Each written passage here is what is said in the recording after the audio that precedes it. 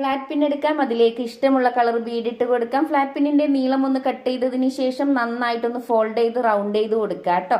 ഇതുപോലെ കുറച്ചധികം പീസ് ഞാൻ ഉണ്ടാക്കി എടുത്തിട്ടുണ്ട്. എന്നിട്ട് ഈ പീസുകളൊക്കെ ഇതുപോലെ മാലയുടെ ചെയിൻ എടുത്തിട്ട് അതിലിടാൻ പോവുകയാണ്. ഫസ്റ്റ് അതിന് മുന്നേ നമുക്ക് ഇതുപോലെ കട്ടിംഗ് സ്പ്രിങ് എടുത്തിട്ട് അതിന്റെ എൻഡിൽ ഇട്ട് കൊടുക്കണം. അതുപോലെ ഫിഷ് ലോക്ക് കൂടി ആഡ് ചെയ്ത് കൊടുക്കണം കേട്ടോ. ശേഷം നന്നായി ലോക്ക് ചെയ്യുക. നിങ്ങൾ മാലയാണ് ഉണ്ടാക്കുന്നെങ്കിൽ സെന്ററിൽ നിന്നും ബീഡ്സ് ഇട്ട് കൊടുക്കുക. ബ്രേസ്ലെറ്റ് ആണെങ്കിൽ സ്റ്റാർട്ടിങ് മുതൽ തന്നെ ഇട്ട് കൊടുക്കുക കേട്ടോ.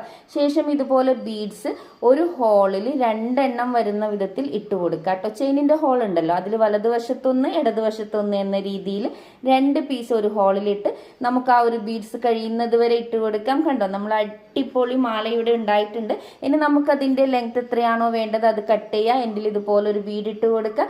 ജ്വല്ലറി മേക്കിങ്ങിന്റെ ഓൺലൈൻ ക്ലാസ് ആവശ്യമുണ്ടെങ്കിൽ സ്ക്രീനിൽ കാണുന്ന നമ്പറിൽ പെട്ടെന്ന് തന്നെ മെസ്സേജ് അയക്കുക കേട്ടോ.